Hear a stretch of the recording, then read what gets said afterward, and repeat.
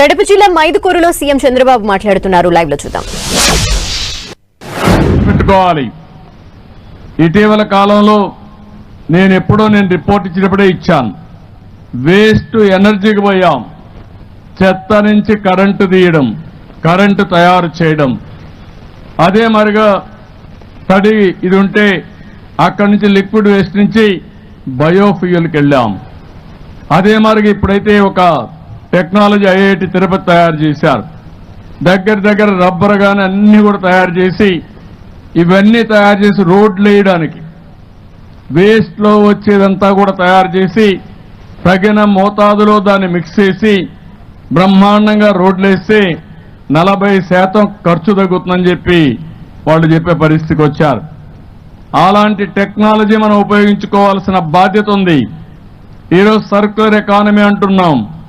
అంటే చెత్త నుంచి ఆదాయం పొందడం. చెత్త కాదు, చెత్తకు కూడా విలువ ఉంది.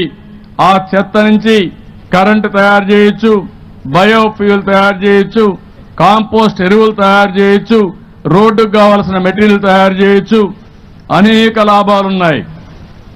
ఇంకో పక్కన మళ్లీ దాన్ని రీసైక్లింగ్ లో ప్లాస్టిక్ అంతా కూడా మళ్ళా ఇచ్చేసి మళ్ళా ప్లాస్టిక్ బ్యాగులు కూడా తయారు చేసుకునే పరిస్థితి ఉంది. ఏది కూడా వేస్ట్ కాదు. వేస్ట్ అనుకుంటే మనం వేస్ట్ అయిపోతాం, అంటే మన ఆరోగ్యాలు పోతాయి. దీన్ని కరెక్ట్ గా చేయగలిగితే ఏదైనా సరే మనకు మెరుగైన ఫలితాలు వస్తాయి. ఇది నాకు నచ్చిన పని. మనసు పెట్టి పనిచేస్తా. రాష్ట్రంలో ఉండే 5 కోట్ల మంది కూడా ముందుకొస్తే మనం అనుకున్నది జయప్రదం అవుతుందని చెప్పి మరొక్కసారి మీ అందరికీ విజ్ఞప్తి చేస్తున్నాను. ఇంకో పక్కన 100% scientific treatment, solid waste management చేస్తాం. దీనికి కూడా డేట్ పెట్టుకున్నాం. దీనికి మీరు చూస్తే 2025 అక్టోబర్ లోపల దీన్ని పూర్తి చేస్తాం. ఓసారి శ్రద్ధ ఉండాలి. తెలుగుదేశం పార్టీ ఇంత మునుపు అధికారంలో 2014-19 ఉన్నప్పుడు స్వచ్ఛ ఆంధ్రప్రదేశ్కు ఒక వారం పెట్టి పెద్ద ఎత్తున కార్యక్రమాలు చేశారు. నెలవారీగా ప్రతి నెల. దానివల్ల చాలా ఫలితాలు వచ్చాయి.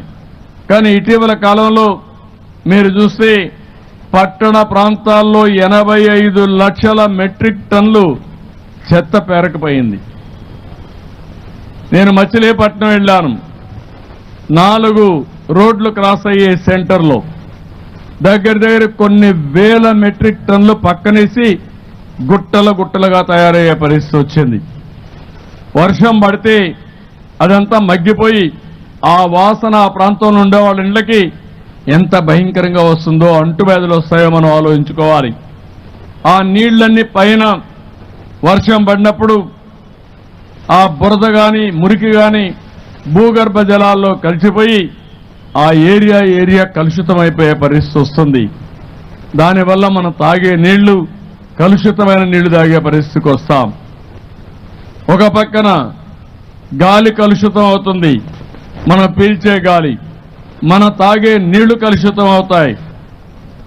అలాంటి నీళ్లు వాడి పంటలు చేస్తే మన ఆహారం కూడా కలుషితమైన ఆహారం వచ్చే పరిస్థితి వస్తుంది. ఇవన్నీ కూడా క్లీన్ చేస్తున్నాం. నేను మున్సిపల్ అడ్మినిస్ట్రేషన్కి ఒకటే ఆదేశాలు ఇచ్చాను. అక్టోబర్ 2వ తారీఖు లోపల 100% పాత చెత్త వదిలించుకోవడమే కాకుండా కొత్తగా కూడా ఇంటింటికి పోయి కలెక్ట్ చేసే మెకానిజానికి శ్రీకారం చుట్టమని చాలా స్పష్టంగా మున్సిపల్ అడ్మినిస్ట్రేషన్కి ఆదేశాలు ఇచ్చాను. అవి కూడా కంప్లీట్ చేస్తాం. ఇంకో పక్కన మీరు చూస్తే ఎక్కడికక్కడ అక్టోబర్ 26కి రోడ్డు మీద చెత్త కూడా లేకుండా, కాగితం కూడా కనపడకుండా చేసే పరిస్థితికి వస్తాం. నేను హైదరాబాద్లో మీరు చూశారు, నేను ముఖ్యమంత్రిగా ఉన్నప్పుడు సైకిళ్లు పెట్టాను. ఎక్కడన్నా తెల్లవారితో క్లీన్ చేస్తాం. మన వాళ్ళు కొంతమంది రోడ్డు మీదకి వచ్చి షాపులో పోయి ఎక్కడ ఒక వస్తువు తీసుకున్నప్పుడు మళ్ళా రోడ్డు మీద కాగితాలు వేస్తారు.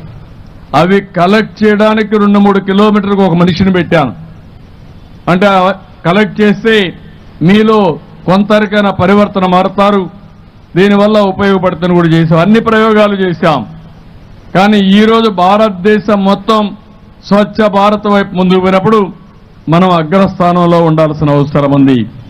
ఇంకో పక్కన 2027 అక్టోబర్ కంతా వాటర్ మేనేజ్మెంట్, వేస్ట్ మేనేజ్మెంట్ అంతా కూడా లిక్విడ్ వేస్ట్ మేనేజ్మెంట్ కింద మొత్తం ఈ నీళ్లన్నీ కూడా చేసే పరిస్థితి వస్తుంది. నేను ఇక్కడికి వచ్చినప్పుడు నేను ఒక విషయం ఇక్కడ చూశాను. ఇక్కడికి వచ్చినప్పుడు నేను మైదుకూరుకు వచ్చాను, మొదటి ప్రారంభం చేశాను. మా కలెక్టర్కి మా మున్సిపల్ అడ్మినిస్ట్రేషన్కి ఒకే మాట చెప్పాను. ఎమ్మెల్యే కూడా ఉదయం నుంచి నా వెనకాల పడుతున్నాడు, మళ్ళా ఒక లవ్ లెటర్ ఇచ్చాడు ఇప్పుడే, నాకు అది చేయండి ఇది చేయండి అని. కాబట్టి నేను ఎక్కడికి వచ్చినా నేను వచ్చి వెళ్ళిన తర్వాత మార్పు కనపడాలి. అదే సిబిఎన్ మార్క్. ఎక్కడున్నా మార్పు అనేది కనపడాల్సిన అవసరం ఉంది.